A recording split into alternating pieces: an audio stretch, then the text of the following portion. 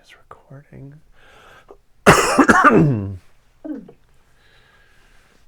We'll give people a few minutes to come rolling in.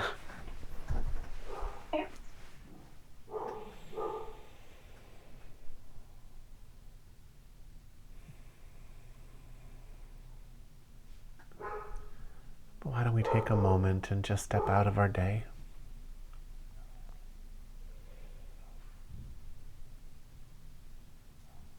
The shift is to take in the entire room at once, so that you're not looking at any one thing more than another. And what that does is it actually brings your attention up high in the body at the third eye and crown.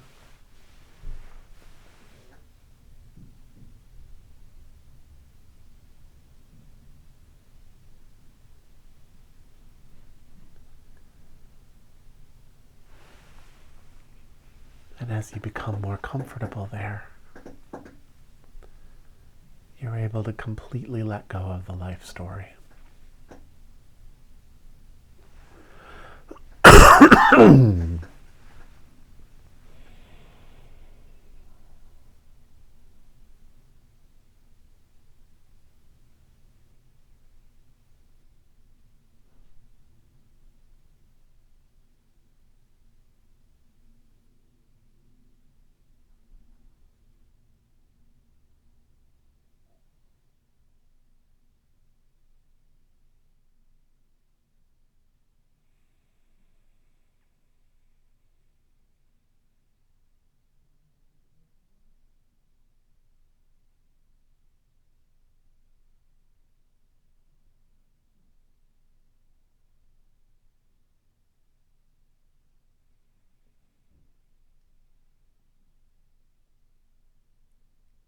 To anyone coming in, just take in the entire room at once. Soft focus.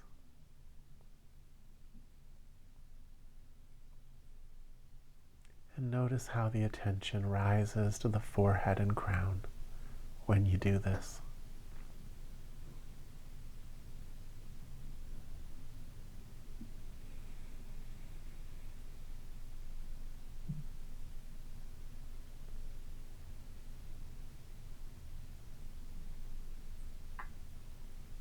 Anyone has anything they'd like addressed or that they'd like to talk about, you're welcome to put it in the chat. And I'll work it in.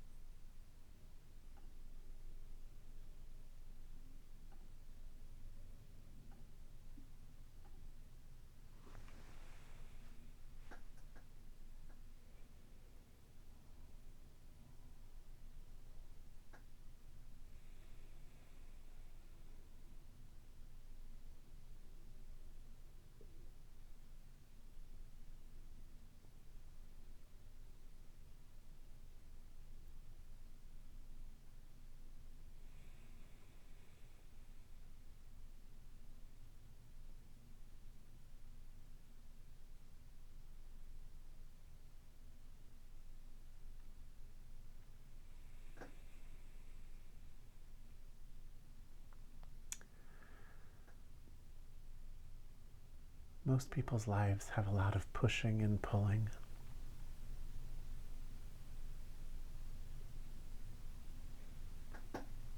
The more they get what they want, the more problems come along with it.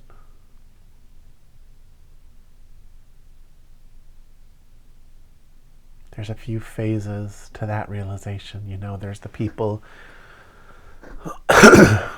who always think someday they're going to actually go do the things they need to do to get what they want. But they don't have a lot of experience with having it. And at that phase, you always think that when you have it, it's going to solve all these problems. All these emotional problems, all these things you're meant to be. And in a way, it does. but it mostly solves them by showing you that they weren't the answer, that the thing you wanted was not something you actually needed. But getting those things that you want come with responsibilities.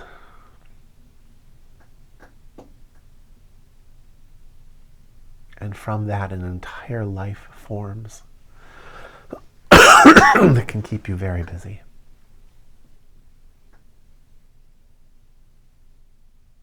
Holding up a thing that you maybe never needed.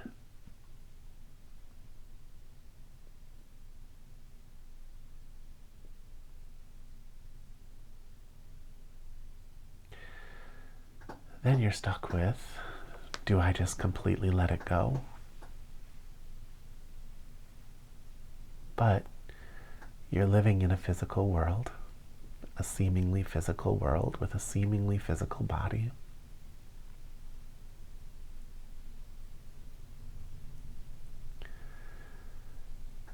And if you let it go, it's going to have to be replaced with something if you're going to continue to have a life in a physical world, in a physical body.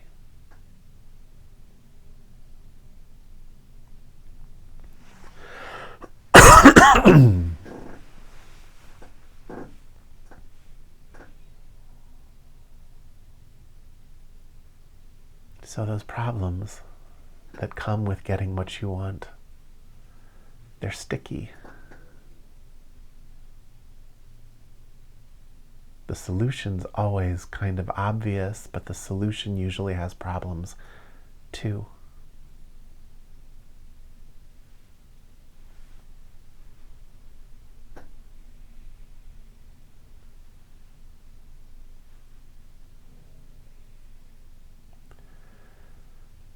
So there's that phase where you're looking at someday doing what you need to do to get what you want. There's the phase of having what you want. Quickly thereafter, the phase of realizing it wasn't what you needed.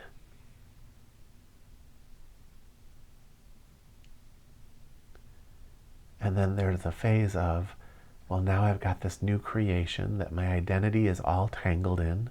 My finances are all tangled in. My relationships are all tangled in.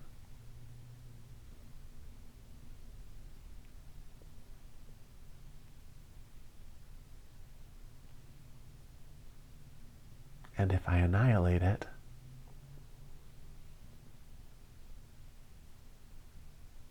there's nothing underneath it except consciousness.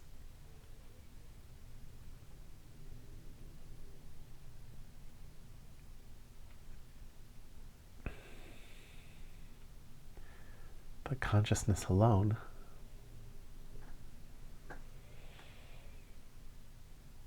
doesn't build a life.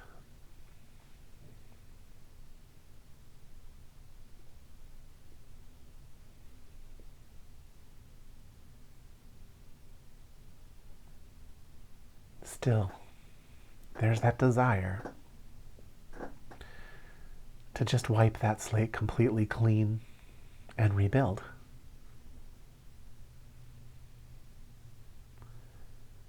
Rebuild in a less needy way.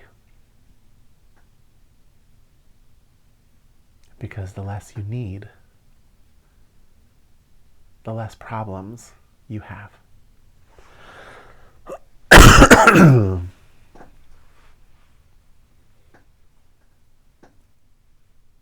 But completely disruptive to your life story and the life story of anyone connected to your life story.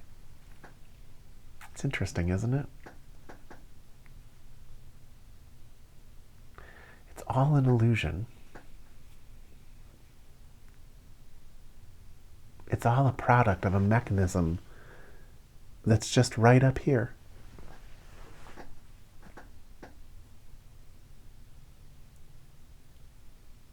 And yet the stakes get so high because the illusory you gets tied in to the illusory other people.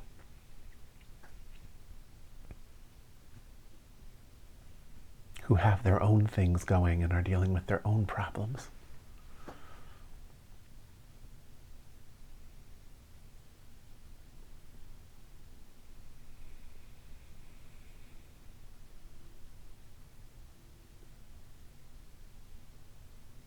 And we get stuck in this game of pretend.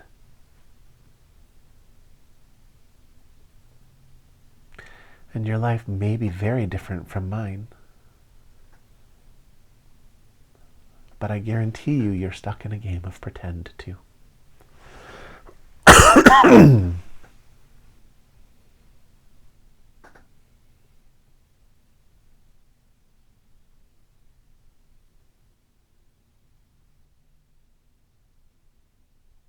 If you were just consciousness that hadn't even manifested a form,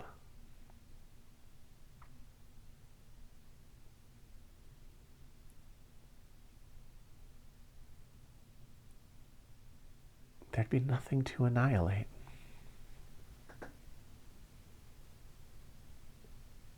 But once consciousness starts playing pretend, a life builds around it. And suddenly to go back to what you were, it's a complete annihilation.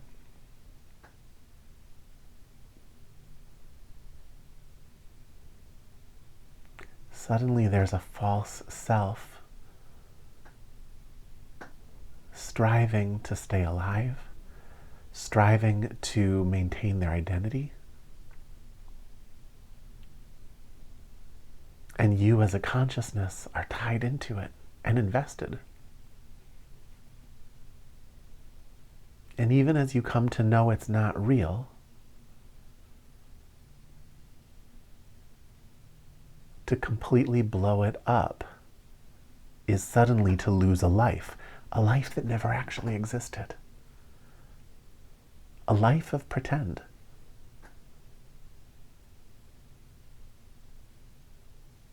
But a life.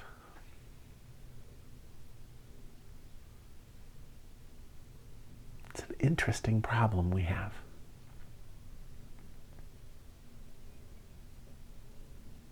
There's nothing to lose. But this game of pretend, it's intricate, it's connected, it's holding up other people's games.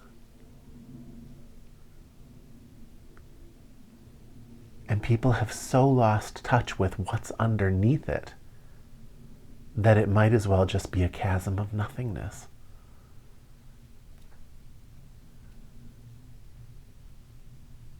Even the most awakened Buddhist calls it emptiness.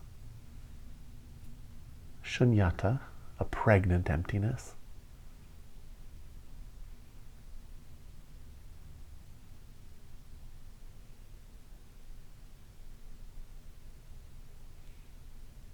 But you see how far away we get from what we actually are.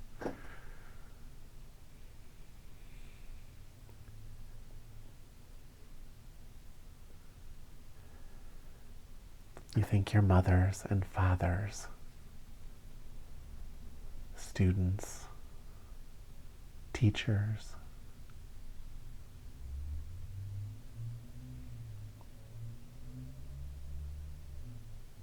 we aren't any of those things. We're pretending in a world of opposites. So we step into a role, maybe a role of teacher, and then a bunch of students show up.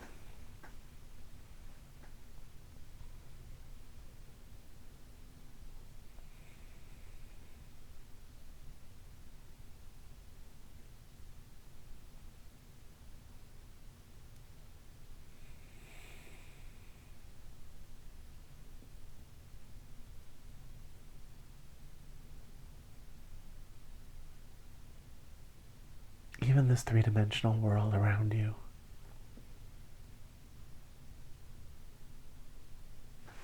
it's all right here.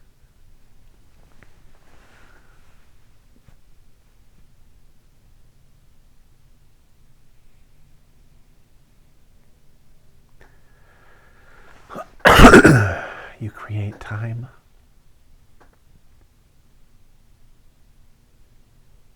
by planning, by comparing. Compare this moment to another moment. Try and manipulate this moment based on some other idea. You create these juxtapositions and comparisons. It gives you a pretend feeling of moving from one thing to another, and that creates time and a world of space for all of that to happen in. But space and time are kind of the same thing in a way.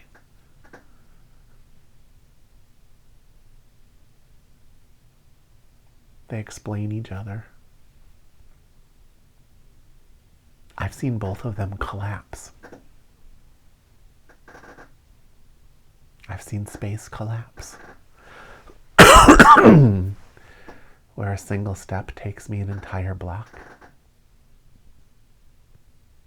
I've seen time collapse where you get in a car and drive somewhere that's an hour away in 10 minutes.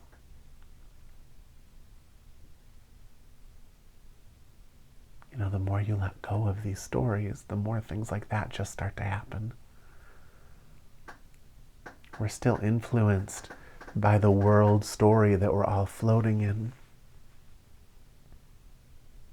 But there are ways to let go of it.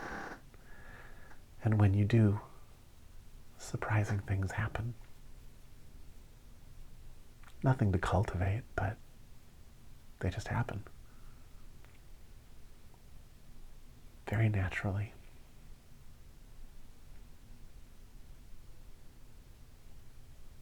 Because we were pretending. Because it's all right up here.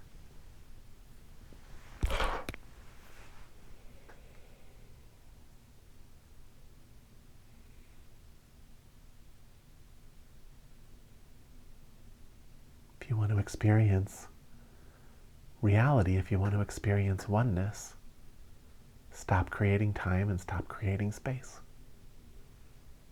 How do you do that? Stop comparing this moment to another moment. The whole thing will collapse.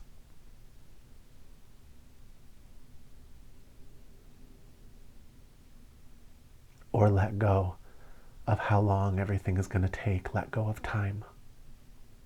The whole thing will collapse.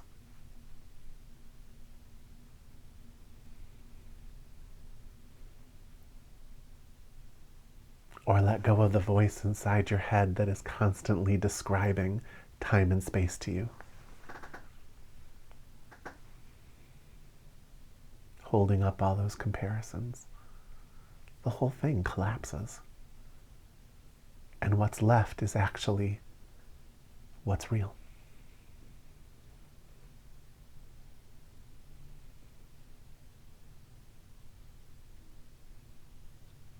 There's you as consciousness,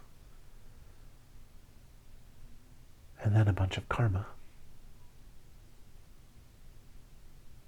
And those are the other storylines that you're connected to in the illusion, pulling you back in.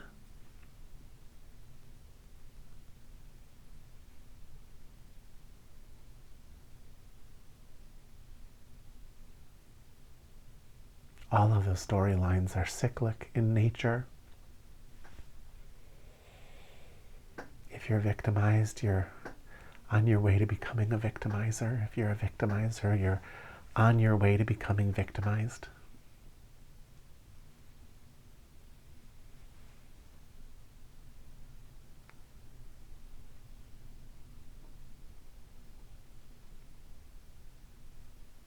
If you're feeling abundant, you're usually going to be on your way to feeling poor. Once you really accept being poor, you start to appreciate what you have, and abundance begins to grow. These cycles in this world of opposites, just going back and forth, back and forth. These are the waves of samsara.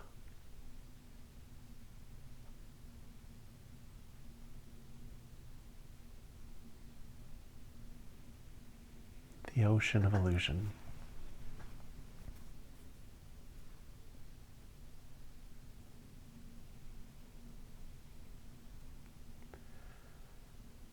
If you stop concerning yourself with your future, it all collapses.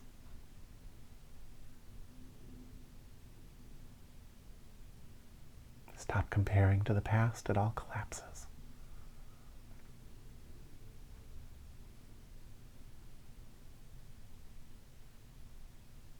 And what's left is comfort.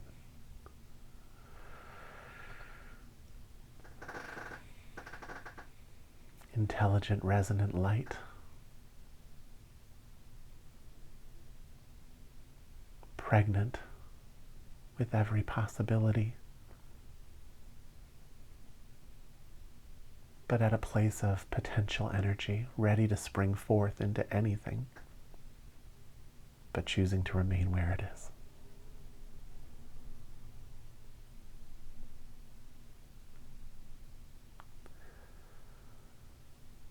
Awakening is understanding that that's what you are,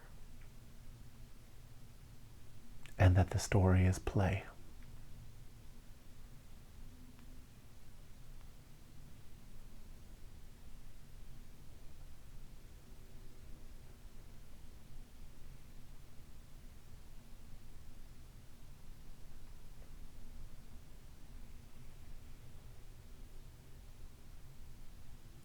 When you understand that, you can let go of the story much easier.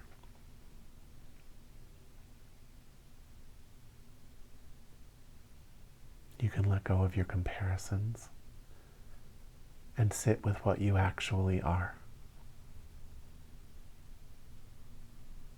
And you can step back into it, knowing that you can leave it at any time, which is quite a different way to play the game.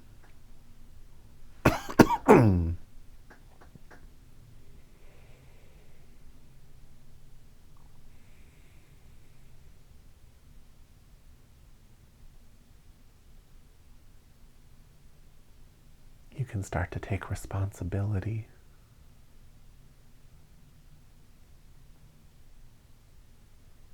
for your roles in the game.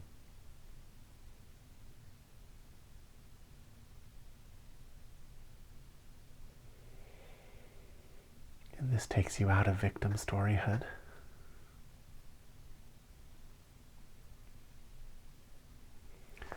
You can take the wild ups and downs and just make them gentler.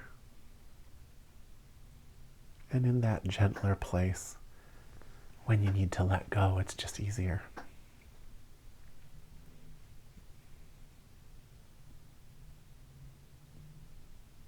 Or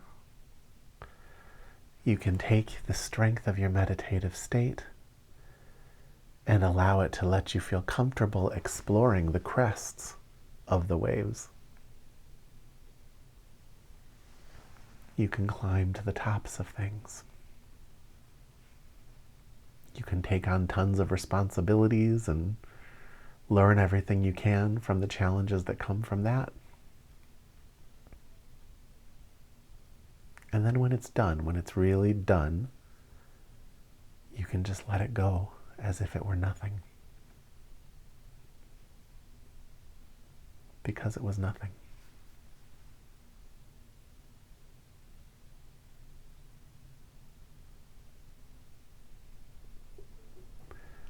It was nothing but having climbed there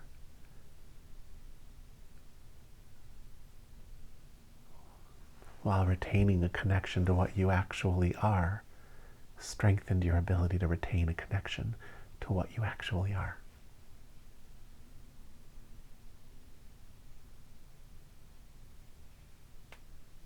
And helped you understand different energies in the illusion that maybe you couldn't encounter any other way.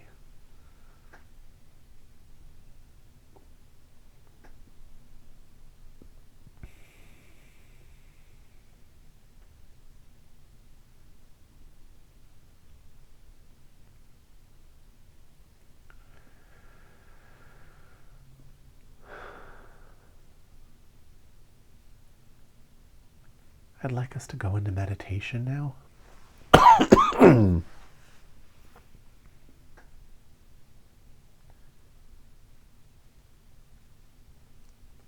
But I'd like you to let into the space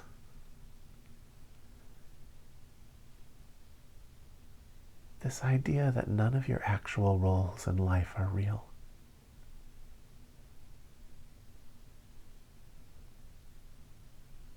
That you just started play acting and got lost in it. Your children are play acting too. They're just consciousness, just like you, just like me.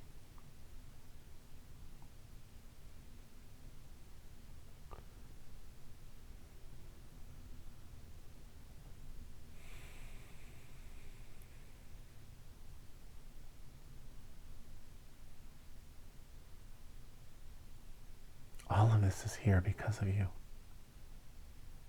And none of it is real. So place your attention at the forehead and crown. Let your vision soften to take in the entire room. And just put the idea of the roles you're playing not being real on the screen of your mind. And let's just breathe with that for a little while.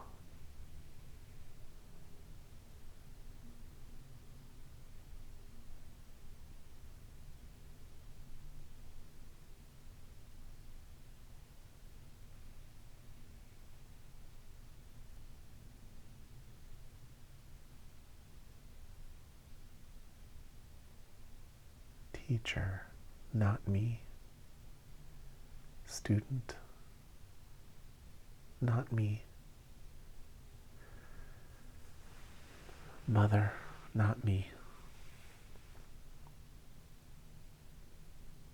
Musician, not me.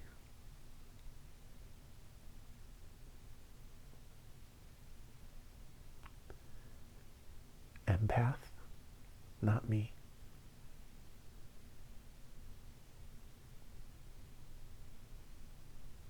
Writer, not me. Keep going in that fashion. Notice which ones really light you up. Those are the strongest of your false identities.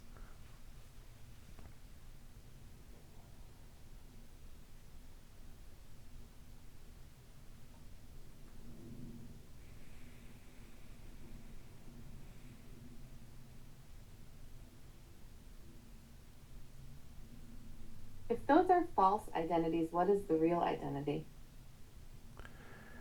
The real identity is that you are consciousness. That you are actually complete and utter potential that cannot be trapped in anything.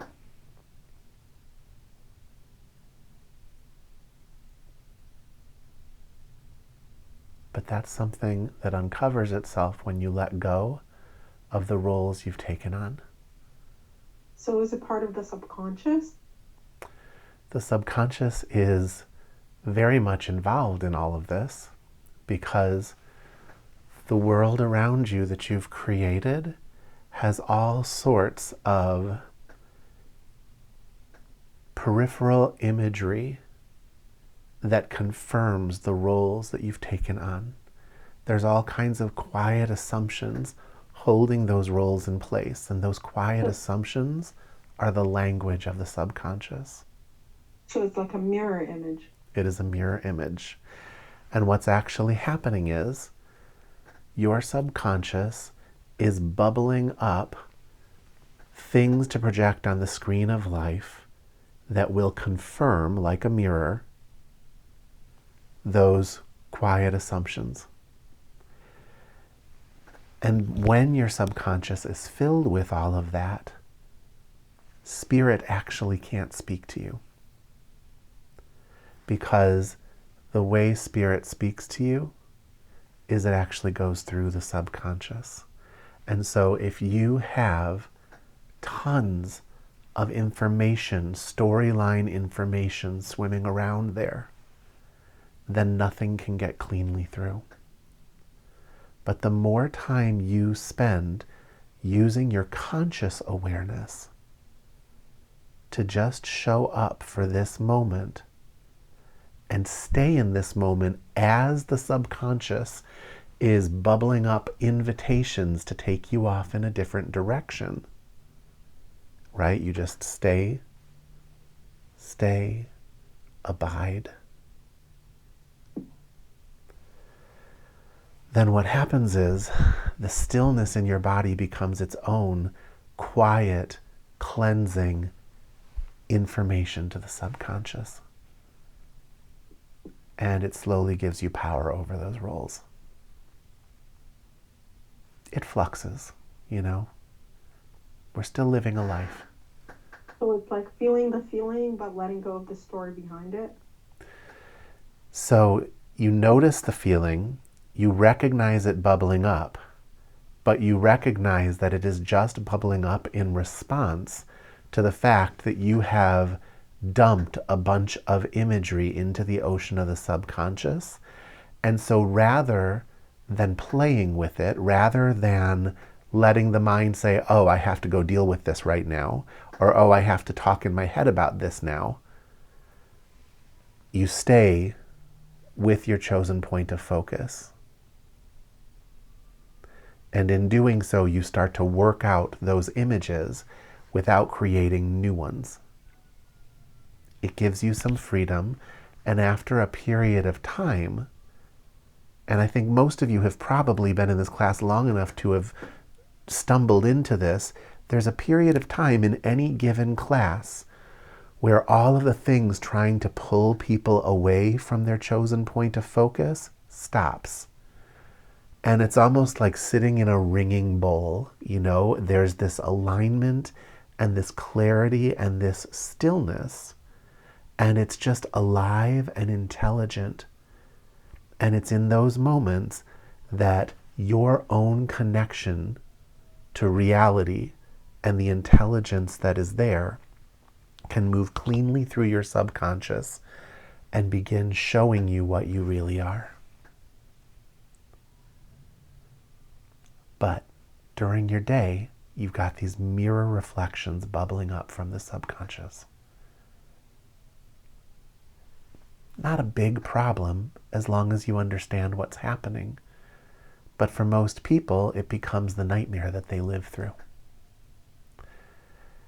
And because they ascribe all of these judgments to it and these nightmares to it, that creates actually more peripheral images and feelings to go back into the subconscious to continue bubbling up and projecting.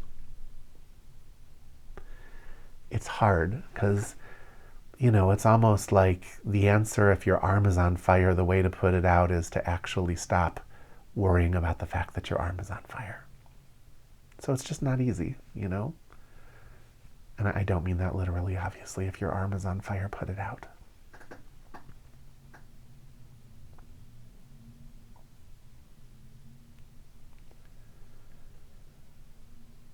That's why the play of life is so sticky. Because everything starts to arrange itself around the roles that you're role playing. People start playing roles in relation to your role, and all of that solidifies the peripheral imagery to tell your subconscious what you are. Where are your limitations? Where are your strengths? Where are the boundaries? Where are the walls of your prison? Do you see? None of that's a problem. When a child builds a fort, the blankets are walls of their fort. But the child knows that it's just playing. When it doesn't want walls there anymore, it can take the walls down. If there's something in your life you don't want anymore, you can collapse it. But often you'll choose not to because it'll collapse things for other people and destabilize the stories that they're stuck in. But you know that you're just playing inside a fort. And that's the difference. When you know that, you make sure that that's part of the peripheral imagery. We sit very still. We watch our breath. We breathe in a way that is not burdened. If it is burdened, we notice and we let go and we relax. We sit here as if everything is okay, because it is.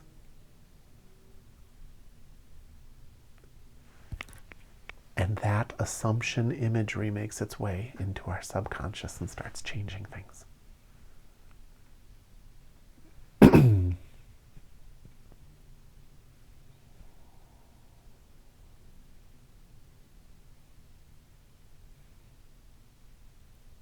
But if all of that can change, then none of that is who you are. It's the stuff you're playing with. You are the thing that doesn't change. You are the backdrop of consciousness that is experiencing it all. And that's the fundamental realization of any spiritual path.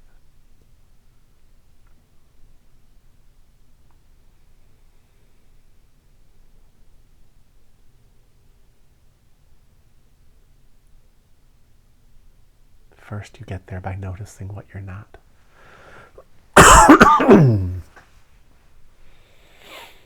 Waking up to the fact that you took these roles on, that you were playing dress up. And maybe you got a little lost in it. Happens to the best of us.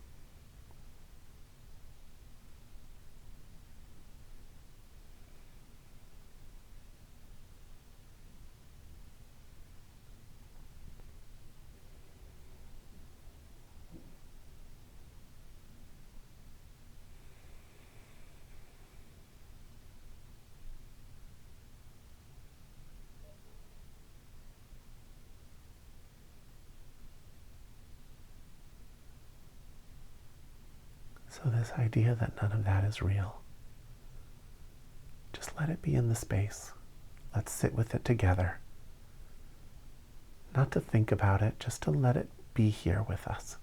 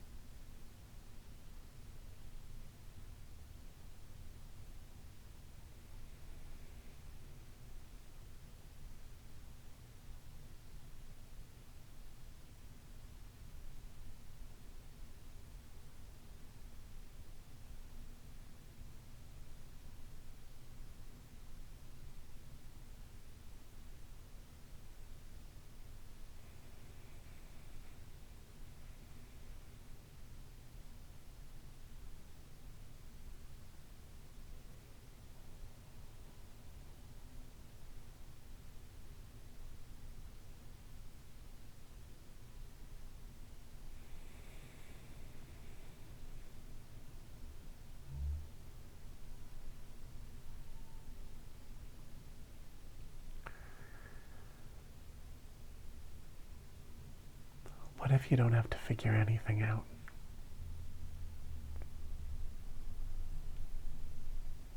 To just let it go.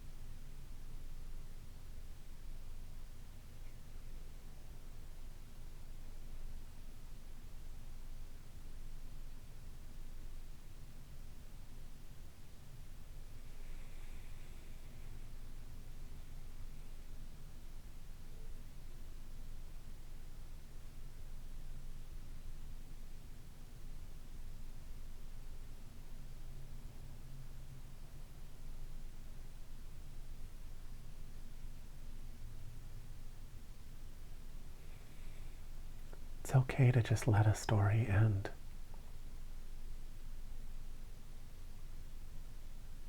If there's something you need from it, it'll pick back up.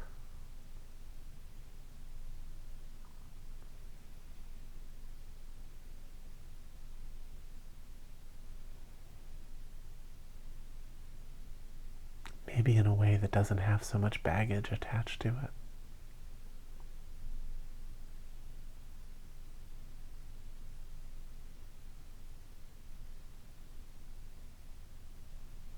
There was a TV show maybe 15 years ago called Lost.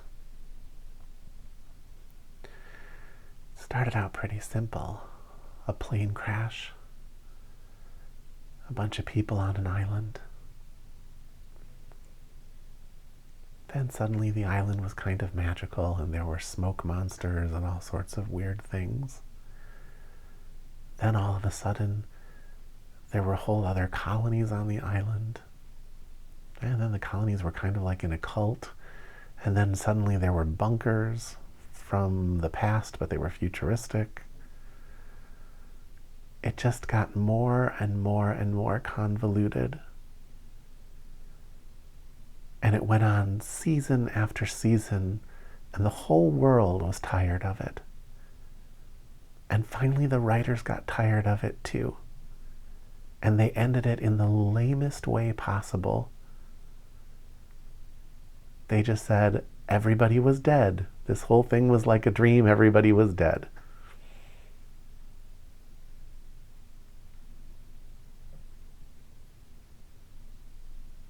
They just ended it because it wasn't going anywhere.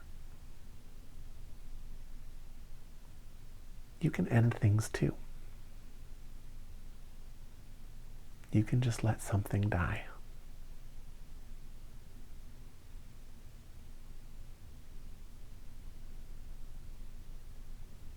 They ended it and nothing was resolved or explained.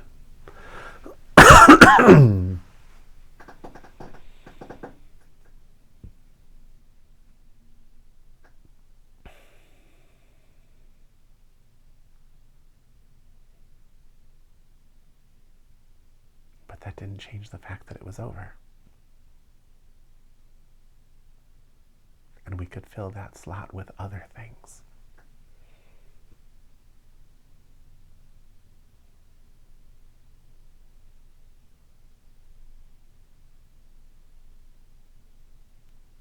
Why don't you let go of some of your roles tonight? There'll be a million invitations to pick them back up later, I promise. But let them go right now. Let go of mother, spouse, child, employee.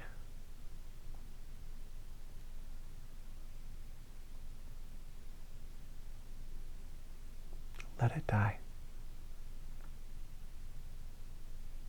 without resolution.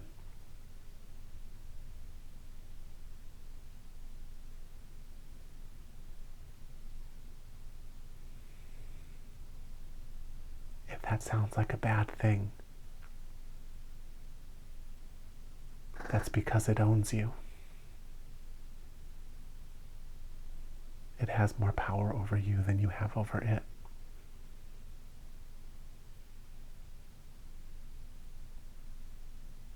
It's just a story.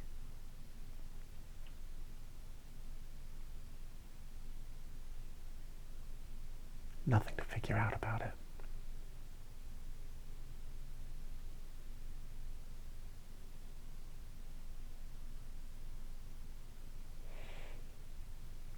And it's taking up valuable primetime programming.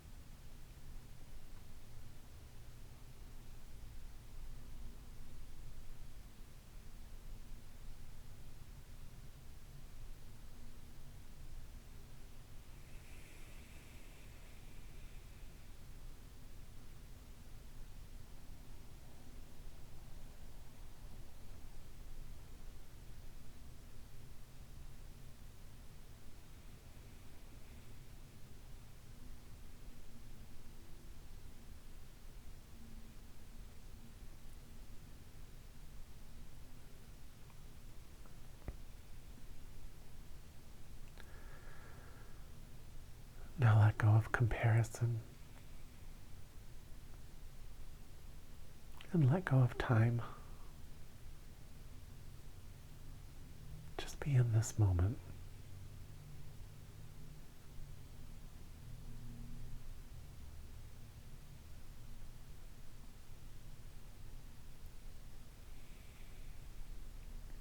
Let it all collapse.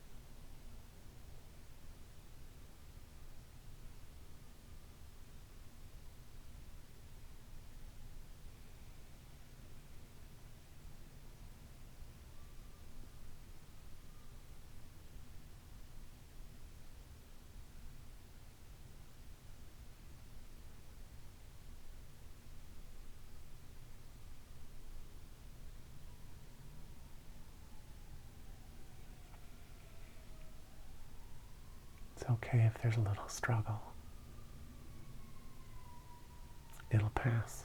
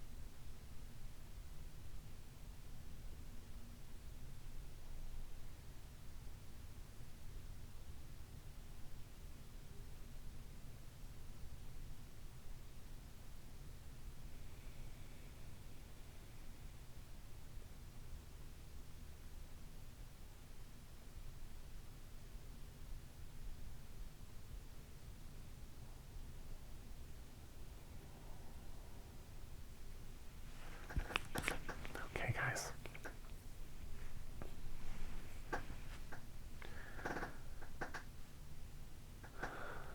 This week, I want you to notice the roles you're playing. And I want you to acknowledge that most of those roles you started pretending early in your childhood.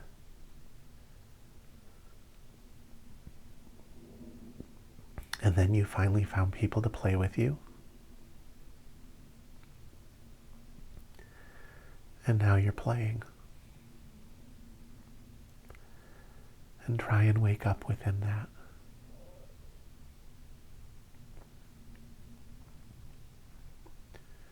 This all comes from you.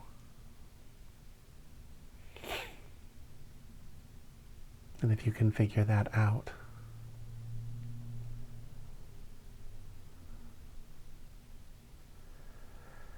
then you can begin to free yourself of it as needed.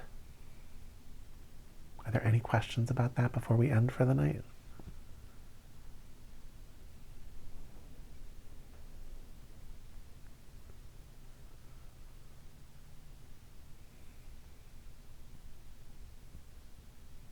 All right, everyone. I'll be here next Thursday. Have a great week. Bye. Thanks. Thank you, Dave. Bye.